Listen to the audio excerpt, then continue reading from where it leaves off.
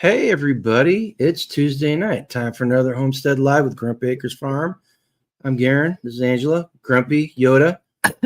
If you're new here, if you're regular viewers, then you already knew that, so you get the bonus. Hope everybody had a good week. It is Tuesday night. Yeah. You've been home for about what, 15 minutes? Yeah. Literally. So she walked in the door, so she's sitting down. She is sacrificing her time off work to sit here with you guys. So you should feel special. You want to see who's in the chat? I already see Greg and Susie are here. Hey, Greg and Rosie. Susie. Rosie's here. Rosie was first. HG's here. Randy Pitts. Randy. Have Bubble Off Plum. Hey, best name on the internet. Yeah, we are having a great evening. Randy says it would have been here sooner, but listen to music and that would tell my age. Let's see here. Who else is here? Len's here. There's guess what Len did? Retired. He retired. Yep. Now he's going to be working harder than ever before. That's right. Jane Marie, Joseph G. Hope you guys had a good week. Yeah, that's the one thing about it is you retire. It's not work. It's actually it's work. It's not a job. There's a difference between a job and work. Yeah, right. Work makes you feel satisfied. Yep. Randy says that OB39 ad just played. Pray for me to win. I'm entered. Okay. Not sure what OB39 is, but we hope you get it. We hope you get it. AG says first you're tired, then you're retired. Absolutely. Right. Well, you want to tell them what you did this week? No. Did you do anything? Did I do anything?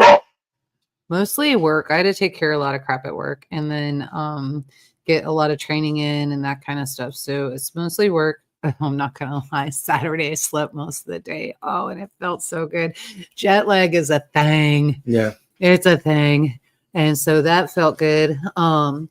Sunday, I went and did myself a little shopping. I had to get some winter clothes because I have farm winter clothes, but I needed corporate work winter clothes. And the shoes I had weren't cutting it. Mm-hmm. And going in with muddy work boots wasn't going to cut it either. No, you should have. No. Randy's been off for 6 days. What a resting situation, just hunting and home stuff. Yeah. See, I'm going to do that. I'm going to do that this year too. I have not done that. I have not done that since we moved out here. But at the old place, I used to take the entire first week of deer season off. And we would do nothing but hunt from 3:00 in the morning until well after dark. Mm-hmm. And I'm gonna take that. I'm not gonna take the whole week off because Kansas is weird. They start the season in the middle of the week. It's always on a Wednesday. I'm not even sure what day it is this year. We'll see, and that's why we're having problems with poachers. Which I saw one out and about tonight. It's bow season. Well, I'm pretty sure you're not supposed to be hunting in the middle of the night. It's dark. He was probably coming off his stand. You hope so. We used to be out there till well after dark. I think somebody got the buck that's running up and down our property, and he was a good one. I was really hoping you were going to get him. 10 or 11. How do you know they got him? I haven't seen him. Every time I drive home. So when I drive home, I'm coming in 7:45 like clockwork. That darn thing is running down the line and crossing the road. And he didn't care about me because he knows I'll stop now. You're talking about the tree line? Uh-huh. No. Big fat boy. So we were out there. I had the animals out on pasture tonight. It was at 5:00 and Fancy scared deer away. Oh, that's she was probably going nuts. Why. Okay. She was barking at him. I saw several of them just flee away. Did you see a big fat one with great big antlers? I just saw him running on the other side of the trees. Yeah, I was like, man. Starla's here. What's up, Starla? Hope you're doing well. He's pretty, but he's old. You can tell he's old because he struggled getting across the road every time. Well, and so we've got, when we moved in here, okay, anybody that doesn't care about hunting, this is going to get really boring really quick. But when we moved in here, there was a big 10-pointer that had a big, his tail was almost completely white, just a little brown stripe down the middle. And so all the deer around here, you could tell who his offspring were because they had that marking. Well, the last 2 years, I've been seeing, I saw a big buck and his tail was black. I mean, like almost entirely black. It was kind of cool. But I'm seeing all these young does and all these young fawns with this black tail. So that tells me that he's taken over this area. Well, and that would make sense because the buck that I'm seeing, he's struggling. He's an old man. He needs to be put in my freezer this year. Well, I'm gonna try to get some. Yeah, he's an old man. He will feed us well. He will feed the dogs well. I gotta call Chris. I'm gonna talk to Tax. I'm gonna talk to anybody I can. I want to just spend 5 days doing nothing but hunting. Oh my God. Even if I'm by myself, I just want to do it. Chris will probably hunt with you. It's better to do it. It's better to do it with your buddies, but you got to take it where you can. Yeah. What's that? DZ to go? Hey, I hope I said that right. I don't have my glasses on. Good evening. Welcome. New name. It's supposed to be a desert goat, maybe. Oh, desert goat. That makes sense. Okay. It does to me anyway. Okay. But I just got back from the desert. But so we're gonna do the hunting thing. Mm-hmm. Or I am. Mm-hmm. Had a very interesting conversation with somebody today. See what HG says? Probably desert goat. Yeah, right. Because it makes sense. Hey, put a one in the chat if you refuse to eat venison. Oh, Lucy's in the house. Hey. Good evening, G. Lucy. Good evening, G and Yoda. Little late. I've been dealing with coyotes, and my dog Terminator has been going nuts. I'm glad put her on a chain on the deck, or she would be chasing them. Oh yeah, for sure. Oh, yeah. But Lucy, I was thinking about you today. I had laughed so hard. So I'm in all these training videos and going through everything, and I get to this one video and I could hardly stand it. I had to finish it through, but it was so hard for me, and I just shaking my head. And you could definitely tell the girl was somewhere on the border of Minnesota and Canada, because she didn't say days, and she didn't like her A. She couldn't say A. It was eh. So it was days. Days. And I'm just like, so wrong. The grammar was killing me. Randy says that at a certain point you have to take out the old ones, does and bucks. You need the younger genetics going.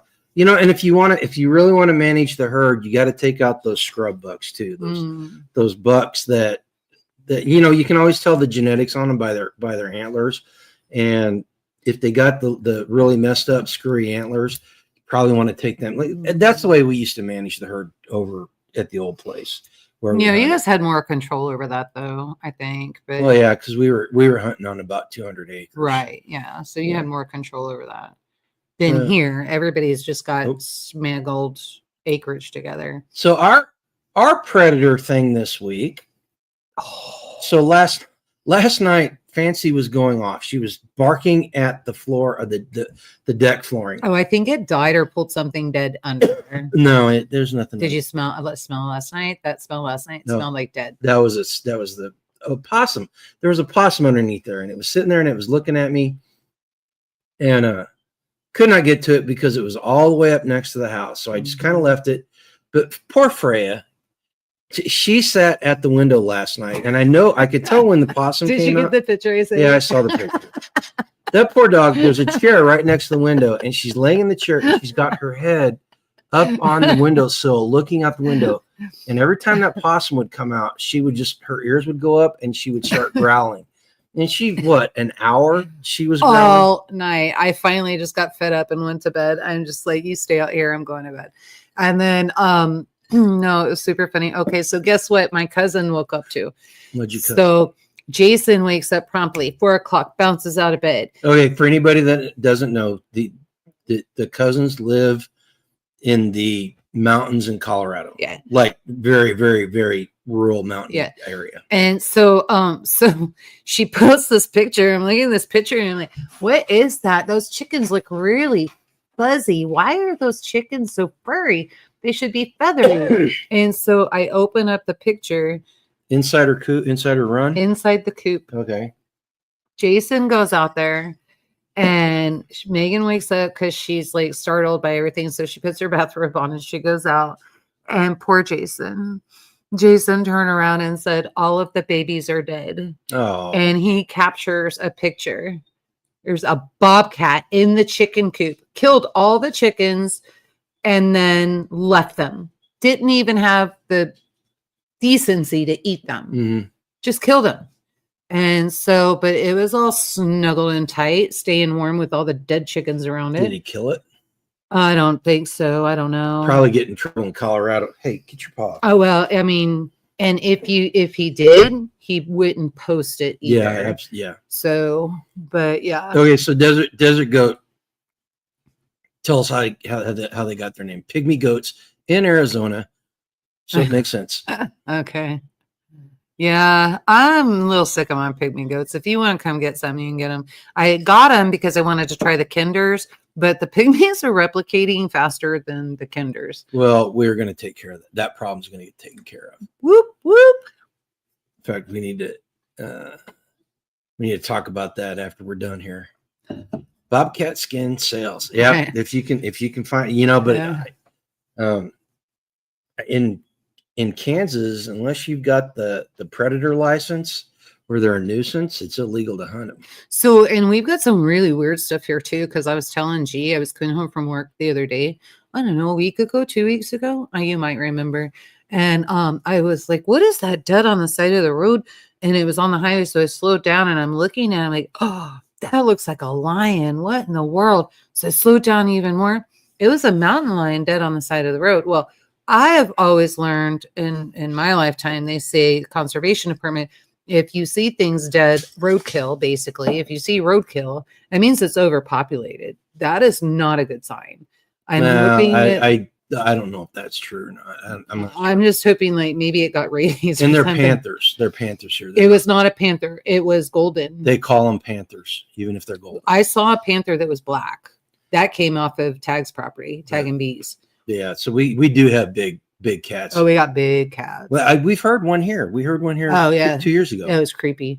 They'll pass through. None of them. They run the river. Yeah, none of them taken up residence here. We do have a bobcat, a female bobcat, because I saw her crossing the road with kittens about 4 weeks ago. Well, and she sucks. She likes lamb, but she only likes the young ones, and she only can take the leg. Okay, so Desert Goat asked Kinder, was that a hybrid goat? Yes, it is. Yes. So a kinder, you take a pygmy and a Nubian, and you get a kinder, and they're stockier, and so they'll actually get more milk than the Nubian. Well, they're not as big. They're not as big as a full-grown Nubian. So they take up less food. They're stockier, and they have about 25 to 50 pounds, depending on how you feed them, more meat than a Boer goat. And what was it, a quarter to half a gallon more milk than a Nubian? I think our kinders are a little small. Of course, we got small bucks too. We got small. So the ones that Jasper offspring, they're pretty good size. You know what I'm talking about, the kinders, right? Bucks. I'd have to look at them. Some of them these guys are young. It took me actually 5 years to be successful to get my first kinder. It's a hit and miss, and you gotta figure out how to you have to pair up the male just right. The male can't be too big for the female. Female can't be etc. I mean, there's a lot. And then hay bales go a long way. We figured that one out. We literally had a buck standing on a hay bale trying to mount a young Nubian. Yeah. And so, the hay bales go a long way, and that's kind of, it's a tricky situation. So, but I finally just gave up on it and let them figure it out. And so they figured it out. Okay, I'm getting good Nubians or good kinders, but I think I have enough now that I can just breed them straight kinder. I don't need to. Randy says they got a breeding pair of I assume that we're talking mountain lions or panthers, because the woods go entirely silent. Yeah, that's what happened here. Yeah. That's what happened here. Okay, Desert Goat's got another question. Mm-hmm. Have you tried milking from the 3 breeds? We have not done the kinders, so this is probably the first year we're going to be able to. This is something we're going to rectify this year. So the Nubians we used to milk all the time. I love their milk, and it's great cheese. Great cheese. And it's great drinking milk too. Yeah, perfect drinking milk. And we don't have any pure Nubian. Yes, females. We do. Yes, we do. That's what I traded sheep for with Patty. I thought those were Kinders. Nope, those are Nubians. Oh, okay, they're extremely small. Because they're brand new. They're not even a year old. They're you know what okay. Side quest. The ones that we got from the hacks, there are 2 females. Their temperament is much better than everybody else because they're Nubians. Because they're Nubians. But that we're going to rectify the not milking situation this year. I need to build a proper stand, and I think I'm going to try to cover it so we can do it when it's Yeah, we left our milking stand for the new owners, and that was sad because I don't even think that they ended up getting goats, so I don't think they're using it. Yeah, but I mean, we can make a new one. I say nothing to make, but I didn't make it, so. Randy says that you're always right. I'm always right. At least that's what she thinks. Lynn's telling us how to breed Kinders. A little Barry White, some low lighting, a little wine. I come to figure if I don't try to control it, it's fine. And as long as I hear and all kinds of weird noises out there, they're doing their thing. So if you've never seen any of our videos, our loafing shed is a carport that we put metal siding on, and it's got cattle panel in the inside to keep them from like kicking out the siding. And they have they've kicked it so hard that it's spreading out. So I've got to get some anchors, breaker bars, and I gotta wedge it back into place. Yep. And I gotta anchor. Well, I did anchor it with T-posts, but they bent the T-posts. But they weren't T-posts; they were those little green. I mean, it's kind of what happens when you get hundreds of pounds bouncing off of there, because they'll all get into a fight. They're like, they don't even care.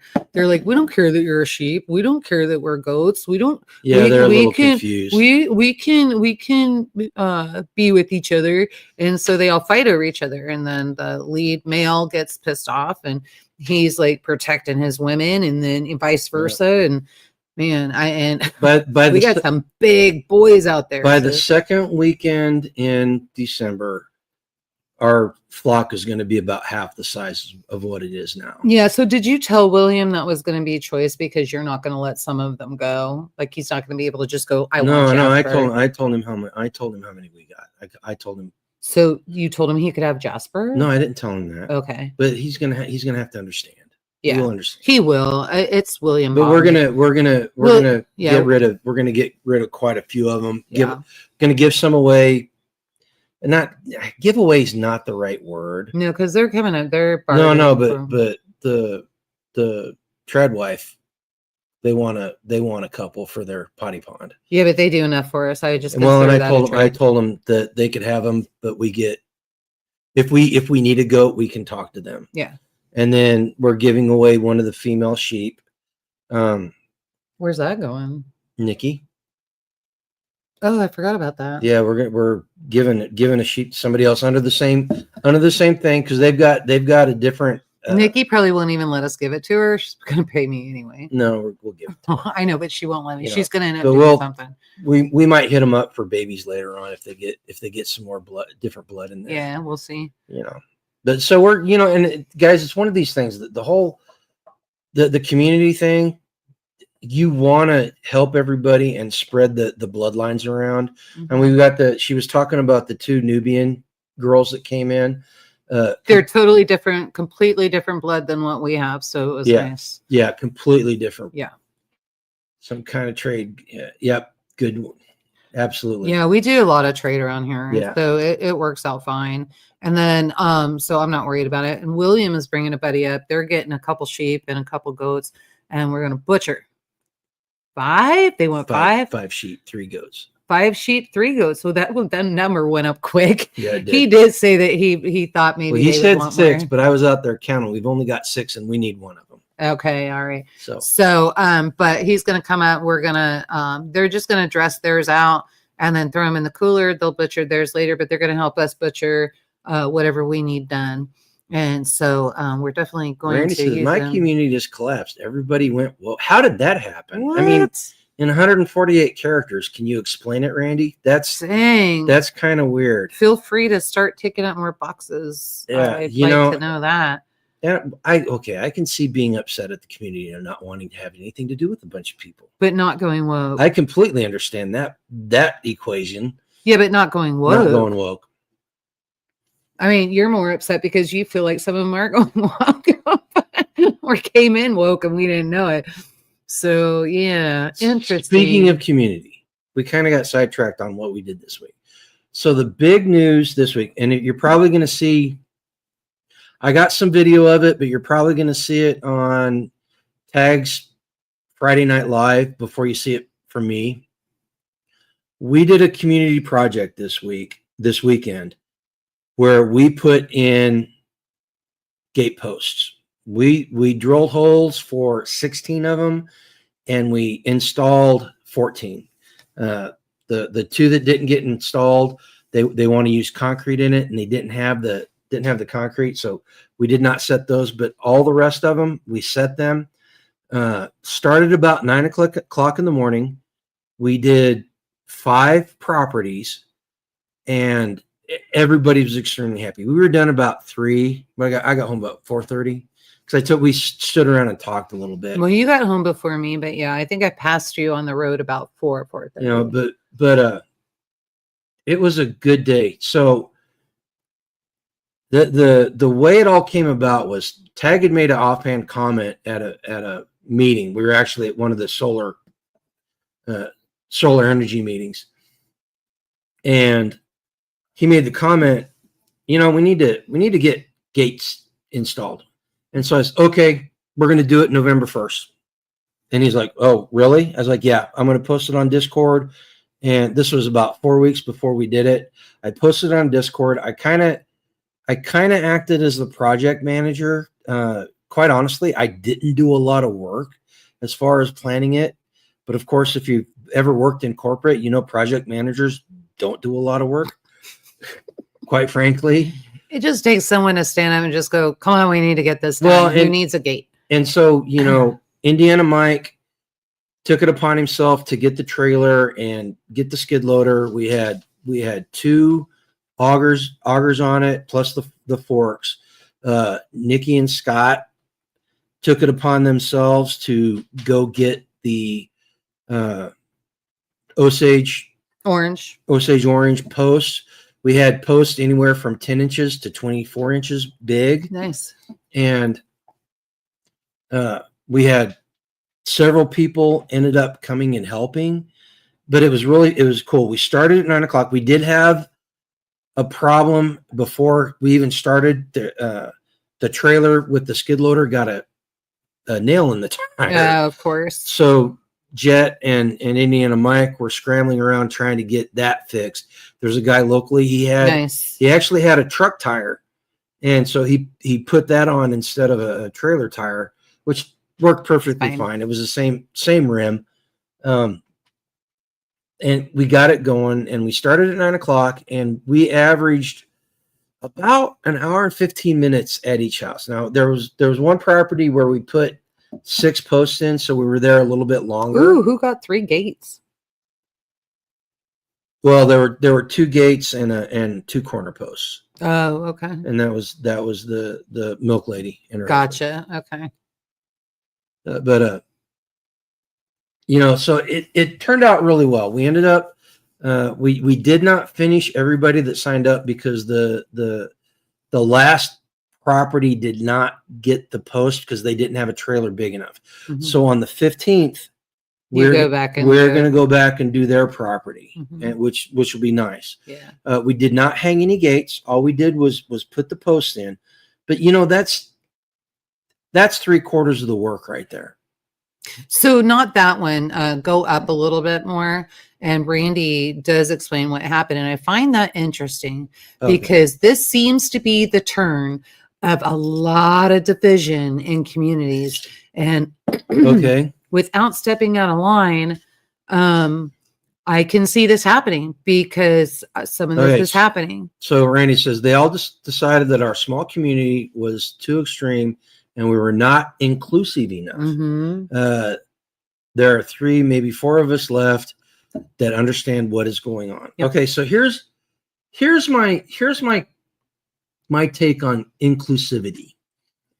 you're just not inclusive of the people that they want to include. That's what it is. Because and here's how you take combat me, you should take all of my friends too. Here's how you combat that, because they'll say you're not inclusive. And you look at them and you go, okay, so if somebody that's a pedophile wants to come in, do we include them in the proper in the thing? Well, no, we don't want that. Okay, so you're not inclusive. You're selective. I'm selective. Now, let's have a discussion about the selectivity. And we've had that discussion, because I let it be known very plainly and very openly that Islamists and hardcore socialists, I will not have anything to do with. I will separate myself completely from the community if they decide to let these people in. Right. And my reasoning is that taqiyya is in Islam. It's okay to lie. It's okay to lie to the non-believer to promote the religion. So you can never tell with an Islamist, anybody that's a Muslim. I'm sure they're great people. In fact, I've known some Muslims that were really nice people, but you can never be 100% certain, because one of the tenets of the religion they're allowed or to the lie. ideology is they're allowed to lie. Oh. And the hardcore socialists, you can't trust somebody that in the end wants you dead. Right. And let's be completely honest, they want us dead. Yep. Hardcore socialists, they have no problem saying it. They're very emboldened, and they will tell you exactly how they feel. Yep. You know, and don't get me wrong. I know people change. All right. I know people change. And I'm willing to bend on my stance that way.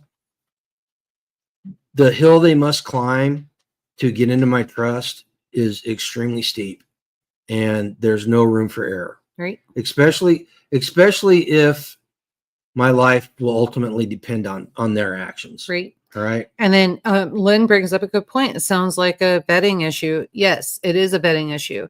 And especially if you have one person who thinks that they can do all of the vetting without anybody else doing it, and start bringing people in, and you're like, yeah, because it causes issues. And we knows each other.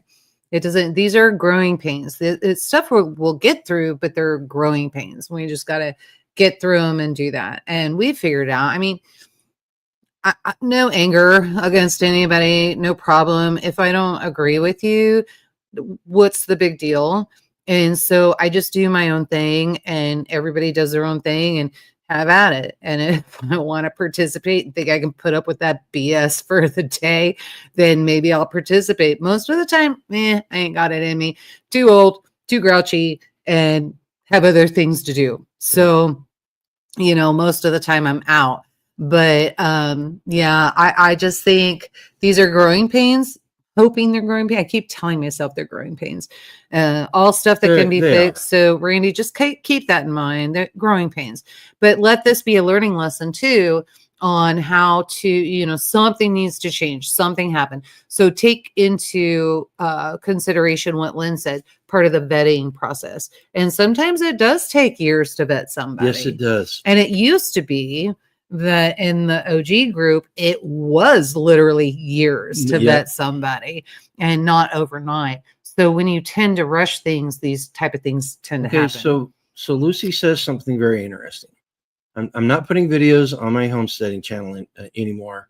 Our CFIA, I'm not quite sure what that stands for, but it's some government agency. Yeah, I think that's their is coming after farmers, and our government is trying to pass a bill stopping us from saving seeds from our gardens. Okay, two things. Oh my gosh. Two things. Number one, I do not doubt that they are trying to curtail small homesteads farming. But They got to make on the backside of that statement, pass a bill stopping us from saving seeds from our gardens. How the hell are they going to do that? I'd be breaking the law all the time. Yeah, you know, honestly, and that's one of those things. That's one of those situations where you just say no, you know, and that's probably okay, guys. But that's what gets Lucy in trouble anyway, and that's why they're dealing with some of the stuff they're dealing with now. They had to tear down the cabin. Look, no is a complete sentence. Right. All right. That it is one of the few words that is a complete sentence. Mhm. All right. And Lucy, I take my hat off and salute to her because she is living the fight right now. All right. And she has said no as much as she can, and she'd suffered the consequences. But she's getting through it like a trooper. Oh yeah. I get pictures, and Lucy, I keep those pictures coming, and I love it. But yeah. So I'm so glad to see you guys just overcoming this, and they're not bringing you guys down. You're just going to keep fighting. Okay. The only thing I worry about is what a socialist what a socialist country that you live in. And of course, we may be going the same way. Randy says he doesn't put videos out. He doesn't, not outside our group. What we do is our business, no one else. And that is a good stance to have. And we discussed it a long time ago, and we made the decision that if we want to promote the ideas that we believe in to a larger audience, we decided that we were going to open ourselves up and take the risks. Knock on wood, we have not, by the grace of God, suffered many consequences because of it. But we have suffered some. And so We have what? We have suffered some. So we've had some consequences. A little bit, yeah. And so got to be careful with that. And but we also, this is why you won't see any it used to be if we were doing something in the house, we had a lot of those videos out and that kind of thing. And if you notice, all social media is scrubbed of that. You will not find those videos anymore. Learned our lesson. What are pup checks, Anti? On the notified list for chat. Not sure what pup checks are. Either. HG says people who are offended by having and sticking to standards probably aren't who you want anyway. Yeah, absolutely. CFIA is Canadian Food Inspectors Agency. Oh, well, that makes sense. So let's just grow everything in a lab. No need to save your seeds. We'll save you. And patented seeds. If you bought the original seed, the company that created them has the right to the offspring. She's in Canada. Again, how are they going to find out? DNA. They'll DNA every seed. It's okay. Canada. This is when. No, I'm not going to say it. We live in a very sparsely populated county. There's a lot of empty space and a lot of places that people never go. Let's just leave it at that. Yeah. So HG says NBC's calling them. Okay. Let's veer off into politics for just one second. So frustrating. Qatar literally paid for that campaign. Hey, look, New York City wants it. Let them have it. I told you guys the last couple of weeks, I don't care anymore. These people, they want to suffer. They want to have this. Let them have it. Who was it? Was it Will?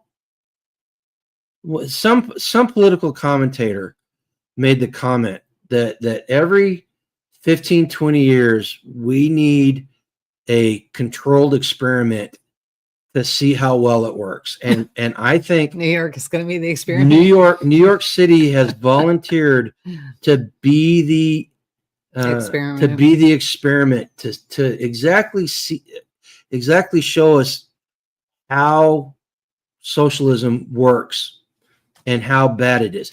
And it's really funny.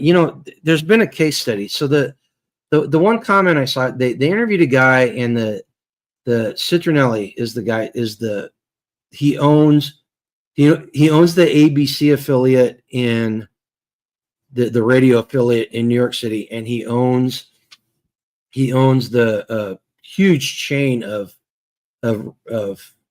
grocery stores. And he made the comment that if this Mamdani guy won, they were going to step out of New York City. And they had some young kid get on there. He goes, "Good, we want you to leave. We will take over your grocery store, and we'll make sure everybody's got food." Yeah. What was posted about our dogs earlier? Oh,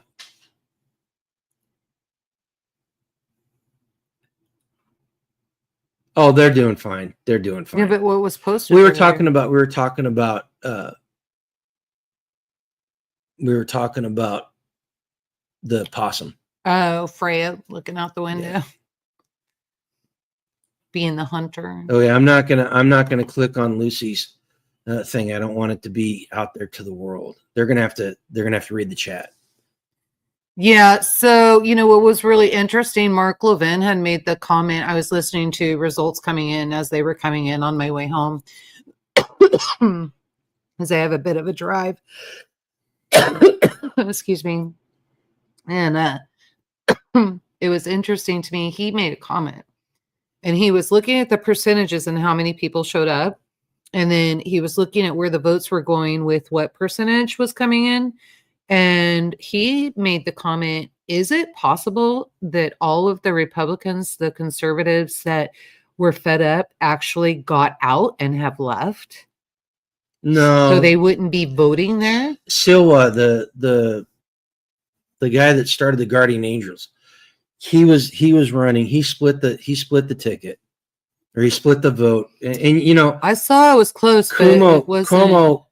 Cuomo's a retard liberal, but he would have been better than Mondani. And Silva, he took votes away from him, and more power to him. Yeah, I don't know. I just think that whole thing is crazy, and I think it's sad that they're in our country. So the question is, how many businesses are going to leave New York if he wins? Who knows? The estimate, they did a survey, and you can extrapolate. There's 9 million people in New York City. I think it's closer to 1 million. They're talking 1/10 of the population is talking about leaving. That will crash New York City.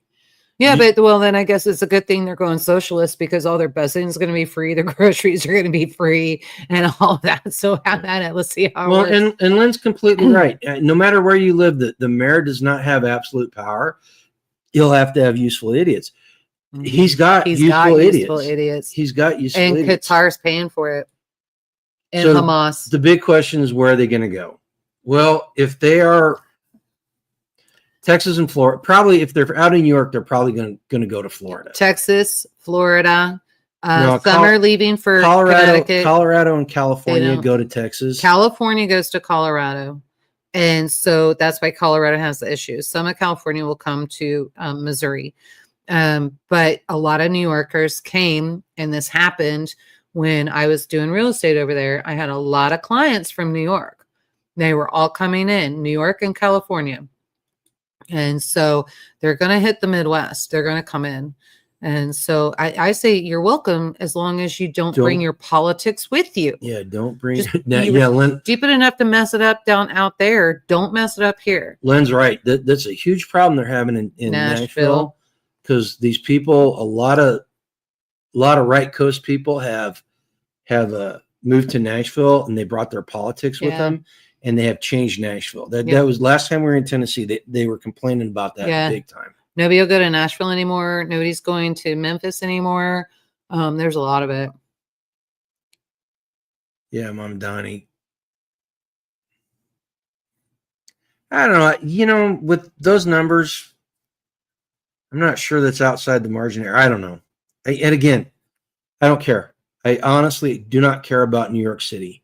Those people are going to get what they deserve. Mm-hmm. And I feel bad. It's just like the people in California. There are a lot of Republican. Hey, Tiger, thanks for stopping in, girl. There are a lot of conservative people in California that are suffering, but they're going to have to.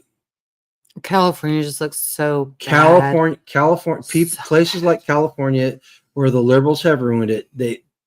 People do not learn until they feel a little pain. Yeah, it was pretty sad when, first of all, when I got into California, I was shocked. I hardly recognized it. It just wasn't the same. And I know things change. That happens. But it was, how do I put this? Here's a good way to put it. Being in the desert was a lot like being in San Diego when I was a kid and it was getting rough. It was a lot like being in Los Angeles when I was a kid, and it was getting rough.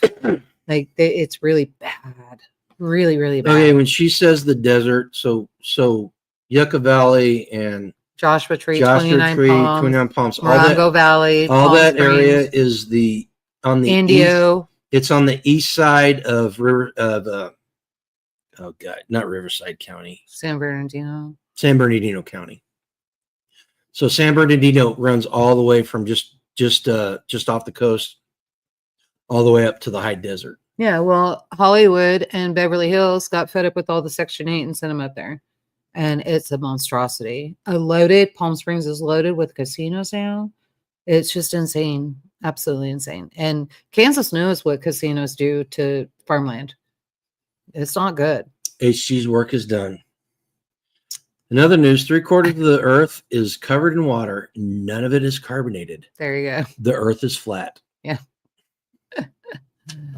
Oh my God. No, don't get me started on the flat earthers. Yeah, consider it stolen. Oh my goodness. I need to take a break for a second. You want to hold down the fort? What are you doing? Seriously? Yeah. Whatever. Hold down the fort for a minute. You didn't put any forethought into that, I did not you? put forethought in. You're always on me and my schedule because I got 15 minutes coming in here. But yeah, so anyway. Yeah, so it's kind of a nightmare. Yeah. Oh, that's funny. HG knew. HG knows what you're doing. So anyway, but yeah, so it's gonna get interesting. I just really worry about what's gonna happen. And now part of my fear is I see a lot of Hamas and Qatar in California. I see a lot of Hamas and Qatar in New York, and they start infiltrating. And I kind of know how this works. I saw it in Kansas City. And so now you're talking on a much larger scale. I just think it could be really, really bad. So I don't know. I worry for my grandchildren. I really do. And it's going to come fast. But that's what they want. They want to poison us and poison our land. And so that's what they're going to do. So, oh, it is what it is. So now that I've said that and went, wah, wah, wah, and ruined everybody. So watch Nick Shirley interview New York people. Those people have some crazy ideas. Yeah. Have you ever seen the interviews out of Los Angeles? Like there'll be some of the night shows and stuff. They'll be interviewing people and send people out. TMZ does it too. And they'll be pulling people out and they'll ask them a simple question that anybody should know. You should have learned it in school, but they come up with something completely stupid in left stream. And it's just like, where did that come from? You have to worry. Really have to worry. I want my sales taxes back. But anyway, no, my whole life I grew up a mile from Dearborn, Michigan. Yeah, Lynn, kind of sucks. Okay, now you're knocking stuff off and like you're doing stuff you shouldn't be doing. So anyway, now that the bull has come through the China shop, he should be back here in a minute. Give me a second. Anyway, so now I see what he's doing. How long has this been going on? Just since I got home. So anyway, but everybody's got to relax once in a while. He's just a bull in a China shop. That's why I don't take him anywhere. Like I've got a special curio cabinet coming and I'm really worried. I'm going to have to find a very sacred spot for it where Karen doesn't walk by it. Hey, can I tell them about the conversation that was had with the commissioners about me? Oh, nobody's going to be surprised. Go ahead. I thought it was funny. It is kind of funny. No, it is kind of funny. So, Lynn will appreciate it because Lynn knows. Lynn knows. Lynn knows you. There's several people in here that a few people that know anybody that's been watching our channel for a while will think this is funny. I find it hilarious. So I told you guys last week how I went for the interview for the zoning committee, and I did not get it. Just as well, I told you guys that last week. So anyway, I'm having a conversation with one of the community members who has been in contact with one of the commissioners. And apparently one or more of the commissioners described me as being, quote unquote, angry. At least we know they're perceptive. All right. So at least we know that they're not completely freaking clueless.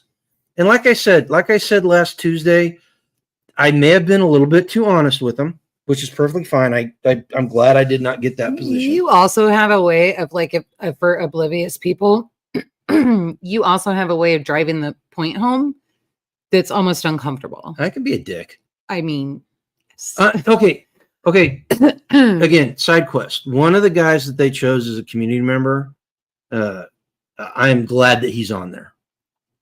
I think he will do a fantastic job at promoting the ideas that we believe in. No, I love him. He's a great guy. I love him and his wife.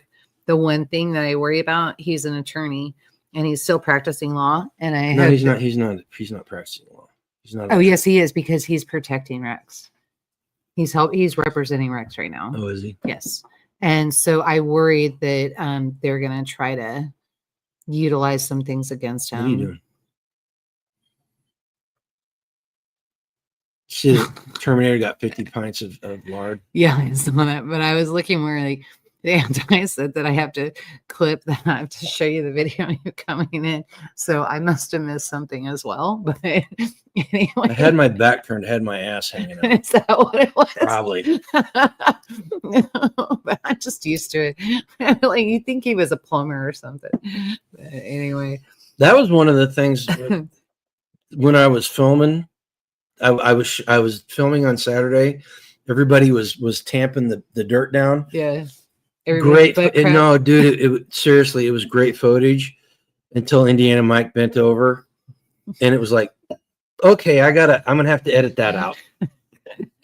Probably the same thing. You see a lot of butt cracker on here. I'm just used to it, and it's just because everybody comes in, and by the time you're done working and all that, your clothes are sweaty and they're stretched out and all of that. And I don't know. You have to do a clothing check around here. Yeah.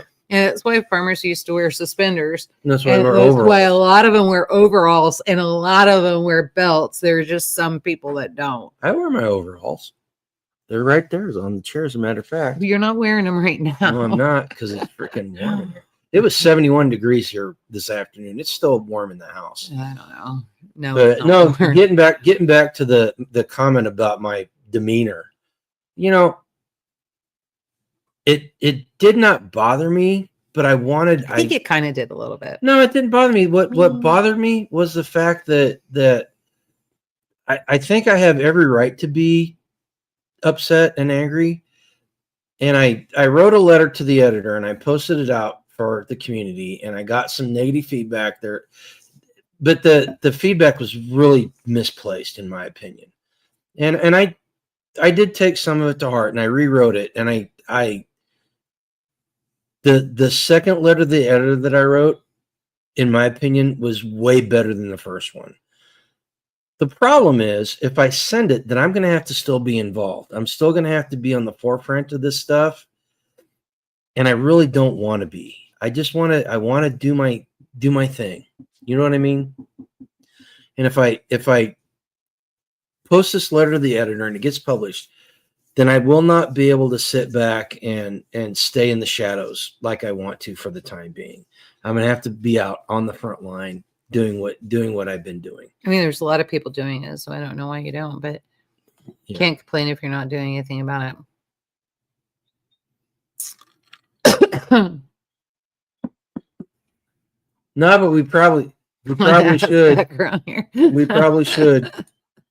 It's not just here. It's just like you have to put it up in the whole town. Like, you'd be shocked when you go to town how much you see out there.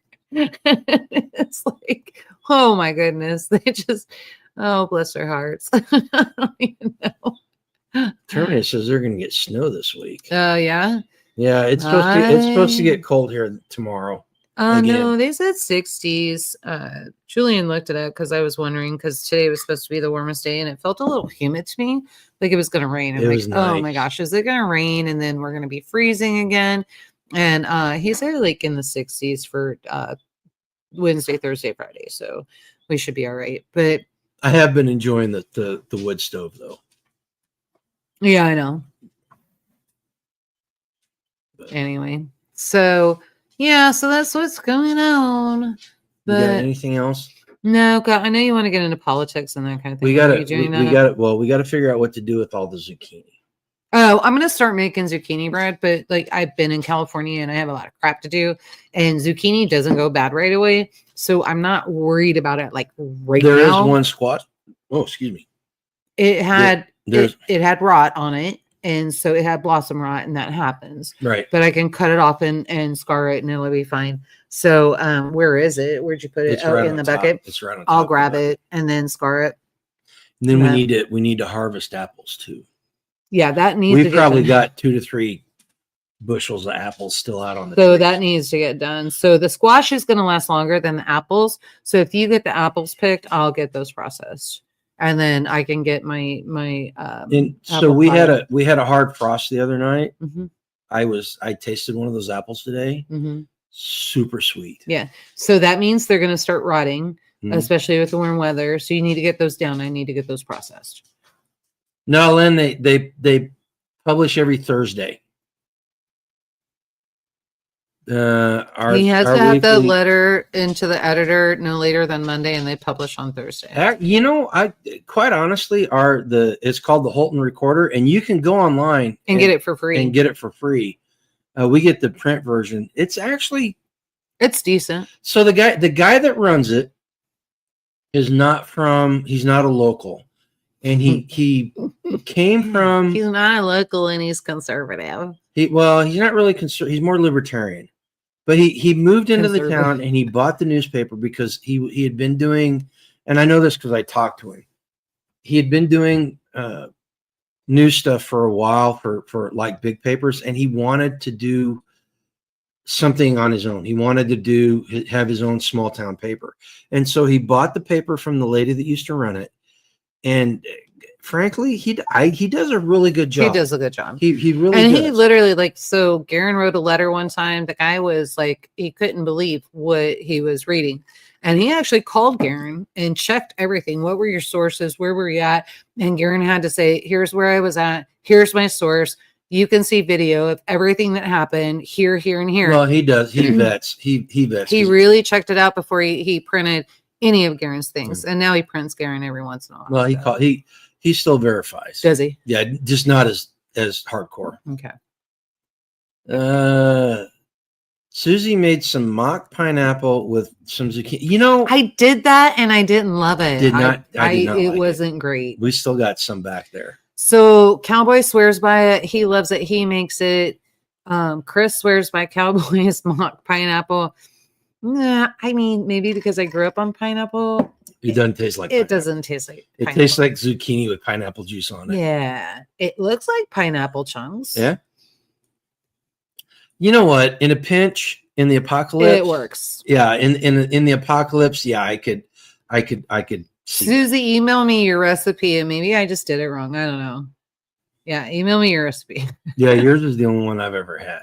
Yeah, right. I'd never got any Cowboys because he never shared with me, even though he makes me share everything with him. So yeah, I gotta ask him about that. How come I didn't get any? So anyway, but I ought to try it.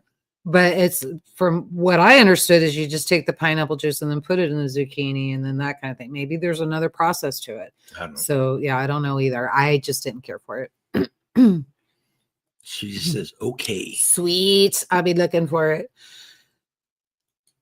So yeah, it kind of seemed like more of a infused pineapple juice to me, but Yeah, right. Yeah. You know what I mean? So yeah, but I didn't care for it. Because let's be honest, we're a little bit picky about stuff like that. Well, I mean, when you live with a chef, that kind of happens to you. So no, when you live in California for as long and you get fresh stuff. Right. I'm very picky about my seafood too. Mm-hmm. You know, he didn't used to like seafood, and so until we started dating, and I cooked seafood for him. And he was like, I don't eat fish. I just hate fish. I don't like fish. No, it's not that I hate it. I didn't say I hated it. When I was young, I hated it. But as I being in the Marine Corps, you get to the point where you'll eat almost anything. He's like, I don't like fish. Don't buy fish. I don't want to. And finally, one day, I was just like, screw it. And so I made fish. He's like, oh my gosh, this is so good. And no, because you got to know how to cook it. The first seafood dish you ever made for me was mahi mahi. Mm-hmm. and it Yep. was really good. Yeah. You know, that's my I didn't big, remember you. I can't even fathom that you remember that. the you can get fresh seafood out here, but it's really hard and it's not really fresh. So, yes, I don't regularly give up my connections. So, but I will tell you this: if someone were to locate a fish company, a small family-owned fish company in New Hampshire, Rhode Island, and Massachusetts, they will overnight you the fish off the boat that they caught. It is Well, and you can not any more expensive. You can also go to Hy-Vee. If Hy-Vee you does have a that. Hy-Vee, they will fly it overnight. They do the same thing. So you can either kill the middleman. I use Hy-Vee sometimes if I need a variety of fish. So if we're doing 7 fishes or something like that, if I need a variety, I use Hy-Vee. If I know that I can just kind of check it and go, okay, what's going on? What we got? Alaska, if you can find the salmon, all of that, they'll ship it to you. This is not a big deal. Just a lot of people don't know that, but you can buy directly from them and you can work out deals. Like if you buy so much and that kind of thing, what you're willing to pay per pound, the more you order, of course, the more validity that you're going to have in being able to do that. So I'm kind of jealous of Lynn because What's that? we have not made any jalapeno jelly for 4 years. I mean, we can. Used to make it. I don't have the peppers in the refrigerator getting ready to go. Yeah. I can. Used to make it every year. Oh, Ooh. jalapeno jelly so good. Ooh, what if I did the jalapeno with the jalapeno jelly with the red peppers in it? Oh, that'd be really good. Oh, maybe I would even try that. Roast the red peppers. Ooh, ooh. We ended up with some really nice red peppers this year. You gotta get me. Okay, so actually, I'll look for them because I need some really good heavy duty food grade gloves because those gloves, the boxes that you got me, those are not great for peppers, and my fingers burn and my eyes burn like for days. My lips are swollen, and I'm just. You forgot to tell Mo to bring you back some peppers. No, I did not forget to tell him. He asked me if I wanted them. I said yes. Okay, you did. Okay. So we have Did he get here and not bring them to me? No, we have a community member that is building their property, but they're still located in New Mexico. And he comes up, he brings peppers. He's not going to be up here until March, I thought. No. Is he up here now? I know he's not. No, he went back. He asked me next time he comes down if I wanted. And Chief asked me too. What kind of Chief peppers was are supposed those? to bring me. They're not Anaheim. They're the Poblanos. Oh my God, they're so good. So Chief, a friend of ours, Chief brings them to me when he goes and fights the wildfires in New Mexico. He grabs them off the stands and he'll bring them back to me. And then I just don't think him and his wife have been in. They should be having actually a fire department. They should be having a conference here pretty soon. So he may be back in Topeka at some point, and I'm literally right across the street from where they have those conventions. So I can stop by and grab that. And then Mo. But he asked me if I wanted some. He was like, yes. Yes, please. Those poblano, whenever you roast them, those are so good. Yeah. So Lucy wants to know if you're going to have sweet potato slips ready this March. Yes, I will. Yes, I will. Did I send Lucy sweet potato slips? I might have. Susie's been working on a banana cinnamon roll recipe. Oh yeah, I saw that. I don't know about it though. So you have to tell me how that works out. So I don't know about it. But I was kind of thinking like if you did a banana custard or like a banana pudding type thing, maybe that would be good in it and do it. You know how like I do the strawberry and that kind of stuff, blueberry. So Anti wants to know the difference between a marmalade and a chutney. Number one, it's the amount of sugar, right? No, same amount of sugar. The marmalade is chunky, but not chunky. It's thick. Chutney is much more chunky. Chutney is chunky. And chutney, every chutney that I've had is not as sweet as marmalade. Well, it depends on what because usually like you're an orange marmalade person.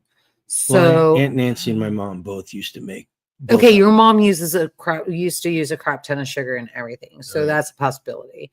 And then I can think of the way that your mom cooked and canned as well, and Aunt Nancy. So I'm gonna like 9 out of 10 guess they were doing old fashioned. Mm-hmm. And so if they were doing the old fashioned style, it's 1 cup to 1 cup of fruit. 1 cup of sugar to 1 cup of fruit. So I could see that. I can definitely see that. But that's a different. But Aunt Nancy's chutney wasn't as sweet. It was more and chutney has nuts in it most of the time, and so marmalade does not. Walnuts and pine nuts, right? Walnuts and pine nuts. Okay. So I guess Starla says that they've called it for Mom. Starla, don't be upset about it. They get what they deserve. Thank God he's only a mayor. But yes, the Lord needs to help our country. But him being elected in New York City, quite frankly, it's not going to affect us here. I know that.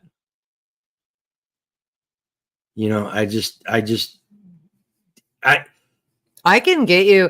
So I feel for the people in New York City. Yeah. So, Lucy, if you want me to, I actually have a sweet potato that's vining, and I've been like, no, stay in storage. I don't want you to do anything right now, but it will be time to pull that bugger out in 2 months. I can pull it out early, and because when you open, and then that way when you open the greenhouse, they're ready. We can get them in the greenhouse. We can have them ready. Yeah.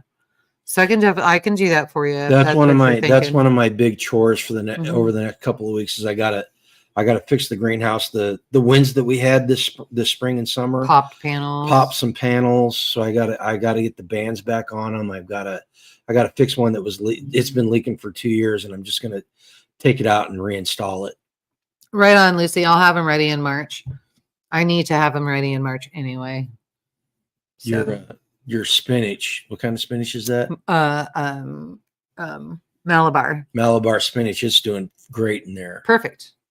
Because it heats up during the day, and it's like, feed me. So I probably need to go out there and pick. If you guys have never had Malabar spinach, it tastes like spinach, only it's got a very earthy taste to it, and it's got like spinach. No. It's different. It's different than spinach. It tastes different. Tastes different than dirt. Yeah, but the leaves are about that big, and it gets these little black seed pods. Well, they start as red, and then they'll turn black, and then at black is when they fall off, and it'll just reproduce itself over and over and over. They're really tasty. I don't think it's going to live all winter long. No, we'll have to pull it in the house at some point. Well, we're going to have to figure out what to do because it's in a great big blue tub that weighs about 60 pounds. Put it on the. What do they call that? Was a little thing, the dolly, and pull it up. No, not like beets. If it was like beets, it would make me vomit. Just plain and simple. I bet you if you boiled it down, it would be fine. Well, no, it tastes perfectly fine. I've used it on sandwiches. Okay. So it's it's like an earthy lettuce. Yeah. Hopefully you didn't get anything with overspray on it. Oh my God, are you still freaking? I mean, I'm just saying that might be where the earthy taste comes from. The plant is perfectly fine. It survived, even though Garen tried to take it down. Earthy tasting, tastes like dirt. Anti is 100% correct on that.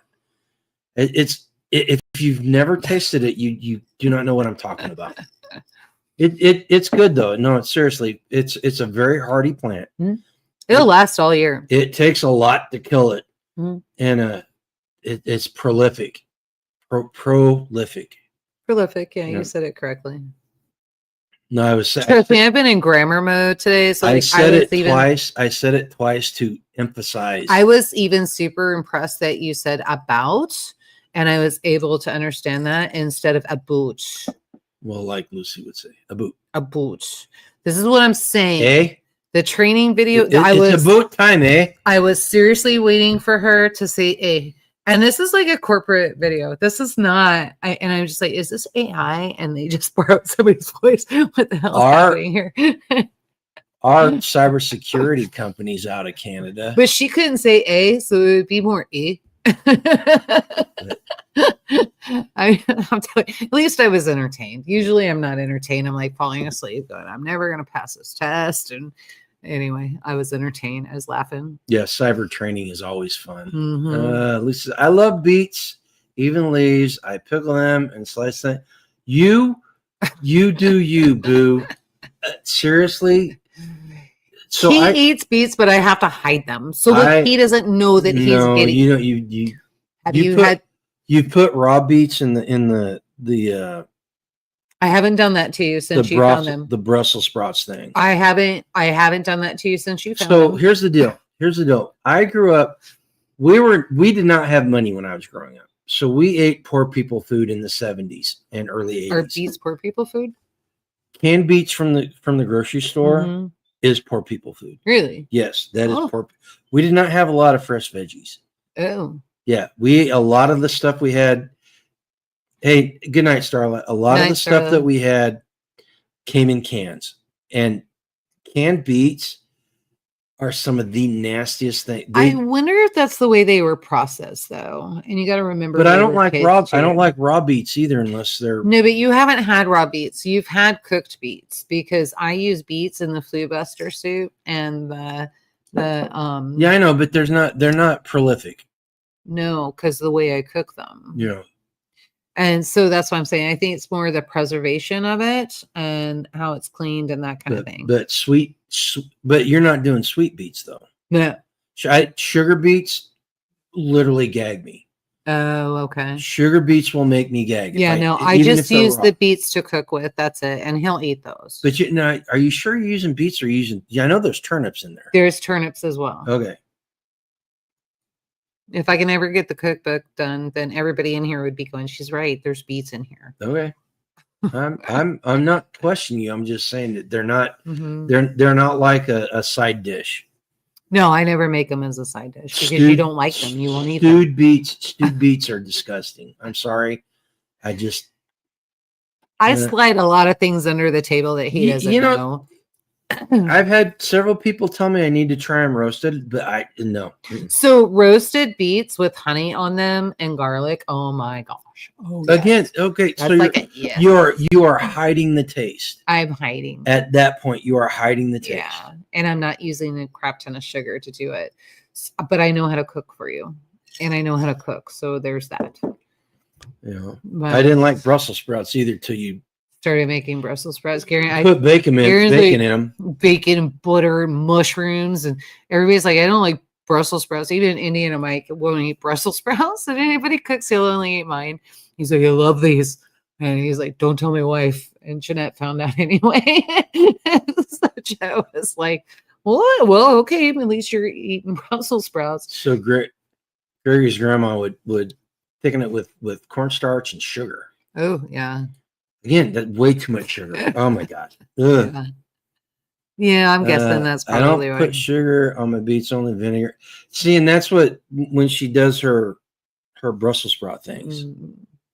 Not vinegar, but it's. I don't use vinegar in my Brussels sprouts. Well, that's one of your dishes you do. I mean, I'm not sure. Canned beets are way more edible than fresh beets. The temperature change brings out the sweet and dulls the nasty. Nah, not enough. Not even close, Lynn. Sorry. He's in a mood. You're never gonna change his mind. Beet chips with olive oil. Yeah. Or avocado oil. See, okay, no, okay. Sea salt, Himalayan salt. That might be good. With some pepper on it would be really good too. That might be good. That if you want to try that, I will try that. Well, the thing is, I don't grow beets because you don't really like them. And if I have them here, you can visualize them versus me going to the store and buying one or two that you can't see, and then I can make a dinner. What we need to do is we need to get a bunch of beets and turnip seeds, and I've got turnip seeds. We need to sow on the backside of the pond, the dam. Go for it, because the deer love it. Well, so now I'm taking my food and offering it to the deer. And the deer come in. What does the deer turn into? And you haven't hunted. What does the deer turn into? If you hunt this year and bring me home deer, then you've got a plan. No. If you don't, forget about it. Pickled beets. Blech. Somebody making noise? No, I'm picking up the crap that you knocked out of the pantry. Make borscht. If you need a recipe, I have. You know what? Go ahead and send that to her. There was a Russian restaurant over at 103rd and Metcalf in Overland Park way back in the day, and we ate there. I tried borscht. Not a big fan because it's got beets. All right. Well, babe, it's 9:10. So if you're going into politics, I'm going to step out. If I you're don't know. not, we need do to you call want it to a get? night. Do you want to get into It's politics? completely up to you. I don't, Okay, and I don't for a reason because I love my job and so far it's working out great. Okay, let's talk about the BBC for a second. I'm going to let you do that and I'm going to excuse myself. How about that? Okay. Did you guys see the story about the BBC editing President Trump's January 6th speech? If you guys haven't seen it, go get on YouTube and go find it. It is very interesting. So the BBC, who has a charter to be unbiased and to be truthful about what they report, edited his speech to make it sound like he was telling people to go march on the Capitol and to fight. And they spliced in some video of guys marching with flags and stuff.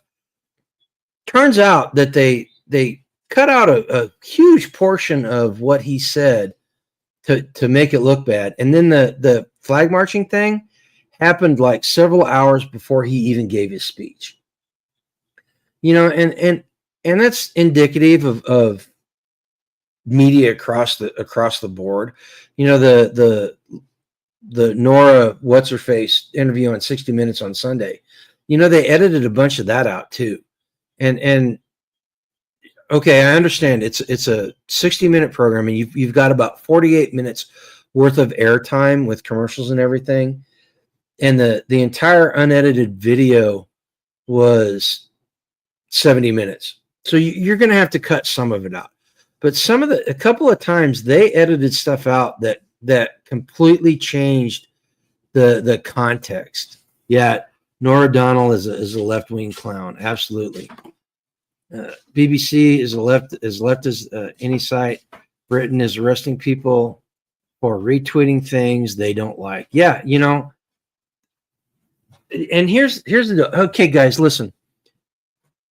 Go find the YouTube channel UK Prepper.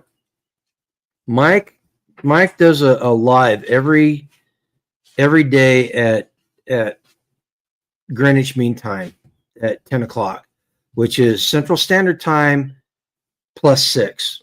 Central Standard is the only time zone that matters.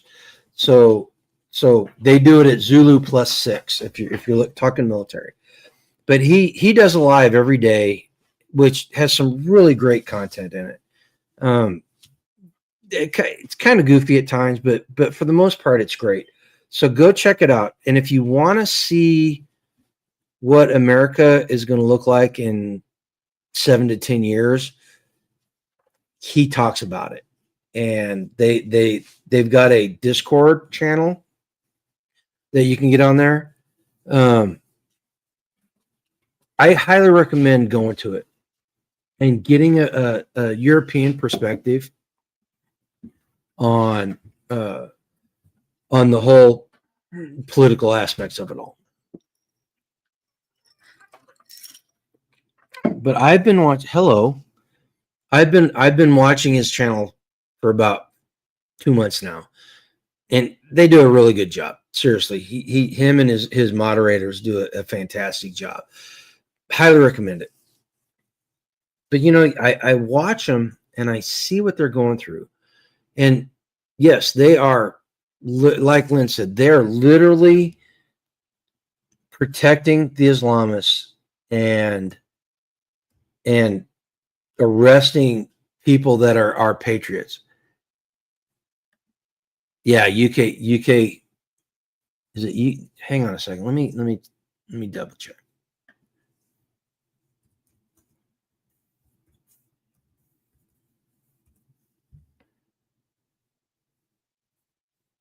So there's the prepper shop. That's one of his.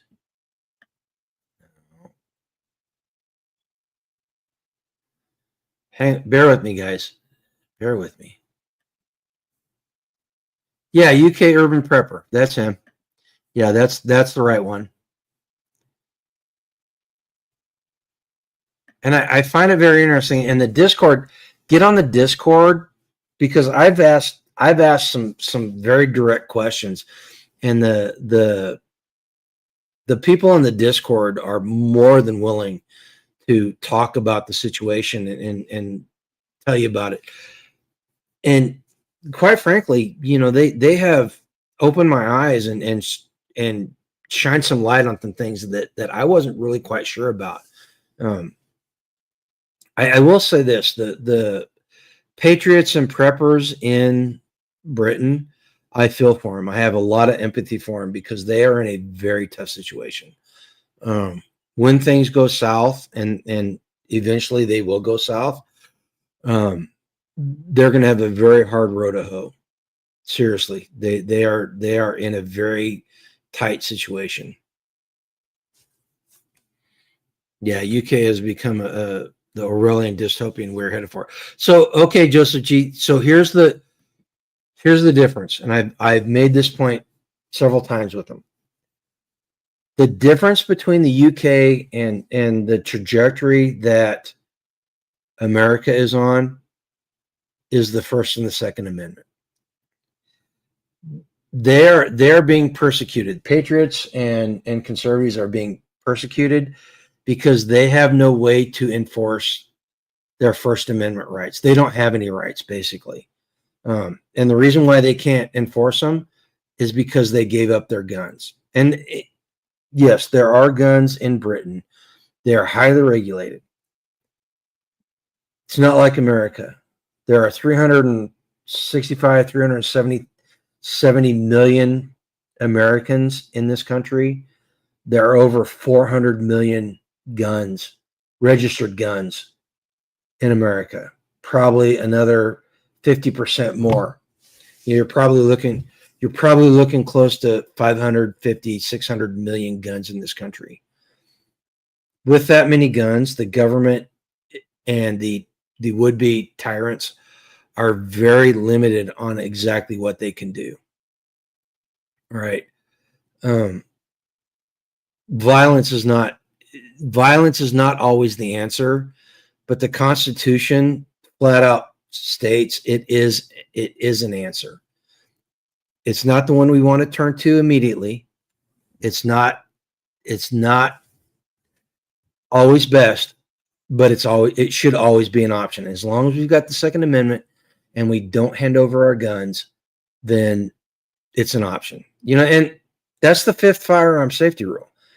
There's a lot of people, I say this and it drives people's nuts, because there's 4 firearm safety rules. No, there's not. There's 5. And the 5th firearm safety rule is never give the government your guns. All right. So there's a couple things in here. So Len posted a essay on here. Europe has already fallen. Their demographic collapse has led them to allowing massive immigration of Muslims. They are nearly outnumbered in their own land. Societal suicide by the West. Oh, absolutely. 100% correct. 100% correct. The only upside in America is that conservatives are having children faster than liberals are. Of course, the illegal immigrants are outbreeding everybody. Okay. Joseph G says, we may have the guns, but we don't have logistics or self-sufficiency.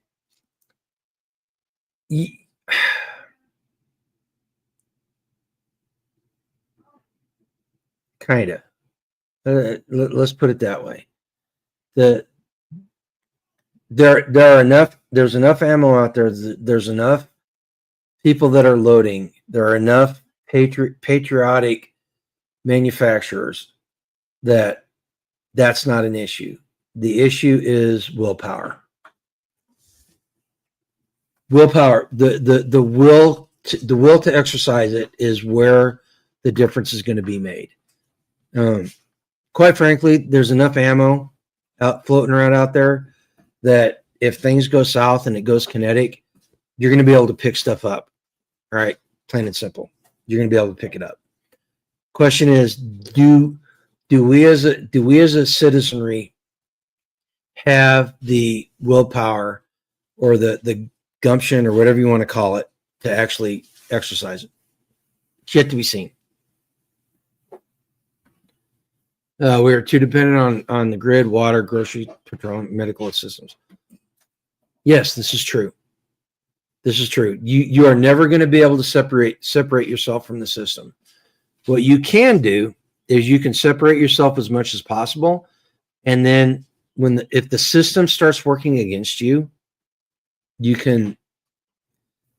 God, anything I say, I'm going to get in trouble. Anything I say from here on out is going to get me in trouble. The system is only as safe as we allow it to be. Let's just put it that way. The system is only as safe as we allow it to be. We are facing an uphill battle, but with AI and the surveillance state, it's still you can still combat it. All right, let's just put it that way. Live as the Adam family does. This is the way, or live as the Adam. Oh yeah, I can see that. Live the way the Adams family does. Just do it your way. Do it your way. You do. And anti is 100% correct there. I said it before. No is a complete sentence, and you have to be willing to put up with the repercussions. But if enough people say no, then the system doesn't work. The system cannot take everybody out. You have to be willing to sacrifice. Starla, there are ways people can still go back if you get what yeah, exactly. And listen, I'm not advocating civil war. I'm not advocating violence. I am not doing what they're going to accuse me of doing if somebody stumbles across this live. I'm not advocating that. What I'm saying is if you take that option off the table, then you are defeated. Plain and simple. The Constitution lays it out there in the Second Amendment. And if you take it off the table, then you will lose. People joke about the Spanish Inquisition. It existed for a reason. They had just driven the Moors, African Muslims, out of Iberia. Shortly thereafter, they conquered half the world. Not endorsing, just reminding. Oh yeah. Oh, and I got in trouble. I got in trouble from some Brits. I made the comment. There's a portion of me that kind of feels sorry for the Islamists in Europe. Kind of. Not much. And it goes away. If I take a deep breath, it goes away. But think about it. The Brits laid the groundwork for industrial genocide with the concentration camps during the Boer War in the 1880s, 1890s. They were not committing genocide. The Dutch farmers that died in those camps, the wives and the children that died from neglect and malnutrition and disease. All right. But they laid the groundwork for it. The funny man with the mustache in the 1930s and 40s and his followers took that concept and they perfected it. And they literally invented industrial genocide. All right. The native Europeans scare me. They honestly do. If you think about it, honestly, they should scare you too, because they have a habit of industrializing everything nowadays. They industrialized genocide. Now the tribal people in Africa and the Muslims, they are barbaric. Think about the Rwanda genocide. They were hacking people up with machetes. Think about the Islamists and how they took over the Middle East and stuff, and how ISIS behaved. Very barbaric.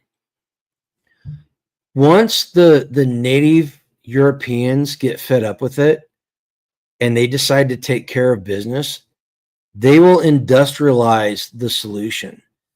And there's a part of me that almost almost, like I said, I take a deep breath and it goes away, but I almost feel sorry for the invaders that have taken over towns and neighborhoods and parts of Europe. Because whenever the Europeans get fed up with it, it's not going to be pretty.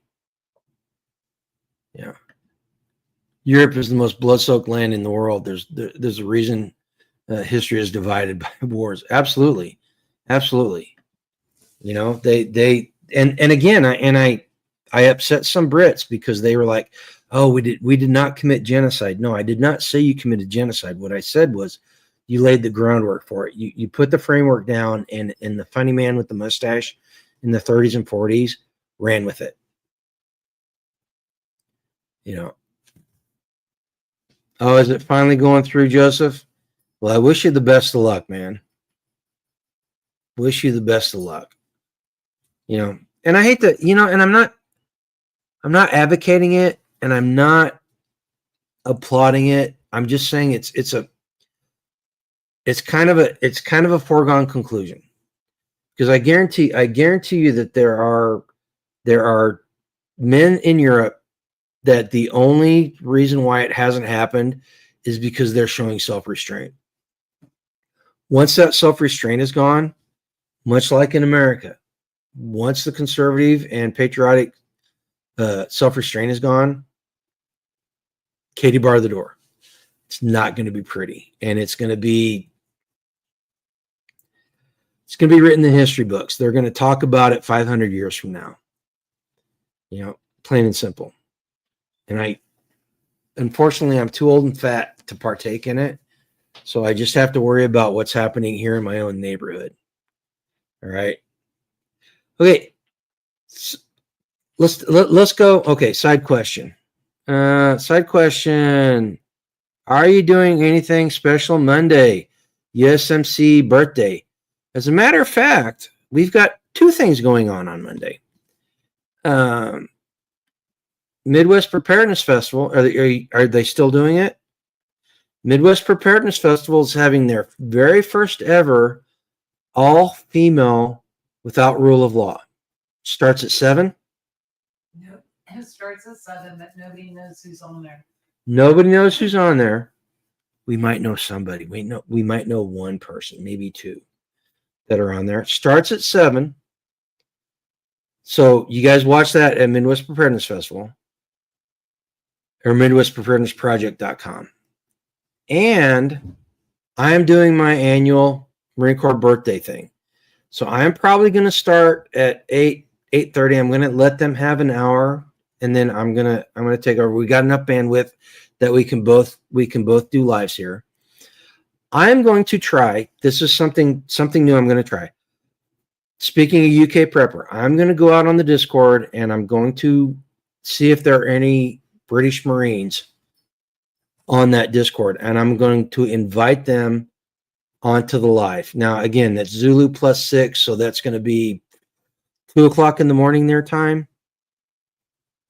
So we'll see what happens. But yes, I am going to do my annual birthday thing. Might try to have Angela bake me a cake because I am the oldest and the youngest Marine on this post, on this station. So I will not only get one piece of cake, I'll get 2 pieces of cake. So we'll see how that goes. But yes, Lynn, we're going to do it, and we're going to talk. You are invited up. You have a standing invitation to come up onto the live. I'm probably going to try to get a couple other local Marines. Does that mean I have to mail Lynn a cake? No, he's on his own post. He can do his own. Just do cupcakes. He can do his own thing. He can make his own cake. You know. Well, you know, and Joseph G, I think that's a sentiment that a lot of people are feeling. You know, we are in the middle of the EBT apocalypse, and the ghettopotamuses are letting us know every single day what they deserve, and they're indignant that we are not feeding them fast enough. Again, no sympathy whatsoever. I hope that they riot, and I hope that they do everything they can, and they get everything that they deserve. We don't see it here. Although Angela did make the comment. I asked, she went to Walmart on Saturday and Sunday. You went shopping on Sunday. Yeah, I went shopping Sunday, and then I ran to Walmart real quick, just in town on Saturday. Yeah. I didn't go to. But I saw. Well, she made a comment, and I saw a lot of videos that with the EBT SNAP cards not being full, that the stores were kind of empty on Saturday and Sunday because there was nobody there they didn't have any money. Of course, we're the only country in the world where people have $1,200 cell phones to check on their SNAP balance. This is and the people complaining about how they're going to starve and their kids aren't going to eat have an obesity problem. You know where the line was long? Where was it? Crowded? TJ Maxx. So Angela says the line was long at TJ. That just means people were trying to stock up on winter clothes. Yeah, it means they had money to stock up on winter clothes. Yeah, but were they the stereotypes? No. Okay, so they weren't just like me. Here's one thing that I figured out about the EBT issue and the SNAP issue. Stereotypes exist for a reason. And it says something about our society that these people feel that they can get on TikTok or YouTube and live stream their criminal acts and tell people exactly what they're doing. Now, if I was the DOJ, I would put a task force together and I would hunt every single one of these people. They're literally filming themselves stealing food. And I would hunt every single one of these people down. And not to forget. Oh, hang on. That there are companies, because she forgot to hang up her phone. There are companies now that are accepting EBT payments for tire changes. Oh yeah. So you can use EBT for all kinds of stuff, not just meals anymore. First world fat people worried about their next meal. Absolutely. Yeah. And here's a call to action. Here's a call to action to everybody out there. And I know most of you don't live in an area where this is a problem, but if you do and you see these people stealing food, just flip their carts over. Just walk up to the grocery carts as they're trying to take them out the door and flip them on their sides. Make sure that you are practicing proper security measures, self-defense measures in case things go south, but just flip the carts over and walk away. I just haven't seen that.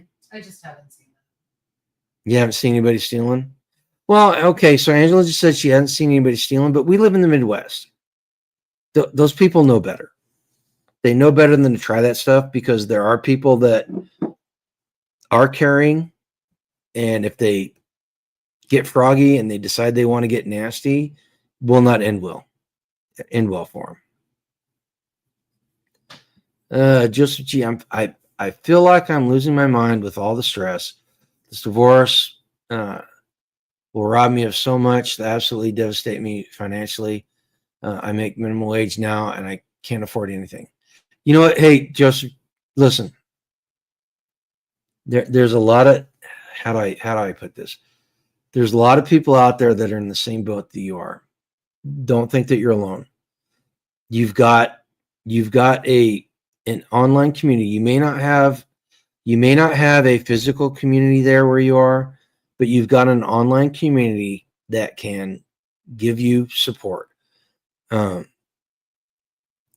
God's not gonna give you anything that you can't handle. Seriously. I know that sounds trite and it's easy to say from where I'm sitting, but I honestly believe this. And what I've been through the last 4 years,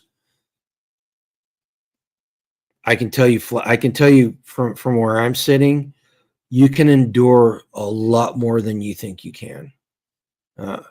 The key point is don't bottle it up. If you need to talk to somebody, reach out, and this goes for anybody. This goes for any man, any woman in the chat. If you find yourself overwhelmed, reach out and talk to somebody, and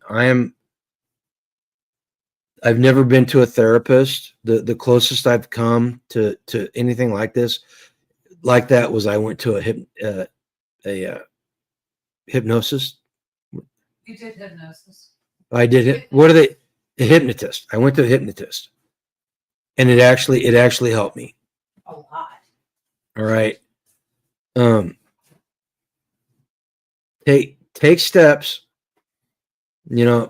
Finances is something that will eat you up inside and will cause you the most stress. Well, not the most stress, but it's one of the most stressful things. Money's not the most important thing in the world. The most important thing in the world is your well-being. All right. So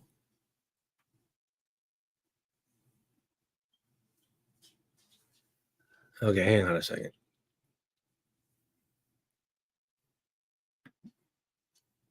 Grumpy, that is not said in the Bible. I'm not sure what's not said in the Bible. You need to clarify what you said or what you're saying, Starla. Probably not that God won't give you anything more than you can handle. No, you won't. God will not give you anything more than you can't handle. And the whole point, the whole point of that is that when you lean on God, you can handle it. And he will not give you a burden so hard that it will crush you. And plain and simple. Which was the promise of the rainbow after the flood. Yeah. So, which was the promise of the rainbow. Angela says that's the promise of the rainbow after the flood, which is why we should take the rainbow back. But that's another topic. Stop. Why don't you do that? All right, guys, listen. It is 9:37. I think we have explored my I don't know what my political proclivities. We explored your cliff. Yeah, we've gone there. We've gone down some roads that are probably dangerous with the algorithm and stuff. Let's just put it that way. I appreciate you guys showing up. I appreciate you guys listening to me ramble. Angela appreciates you listening to her ramble. Know this: we care about you guys. All right, you guys are part of our extended family here. Yes, no. Shake your head. Yes, no. She's shaking her head. She's over there shaking her head. Sometimes life can be very overwhelming, and with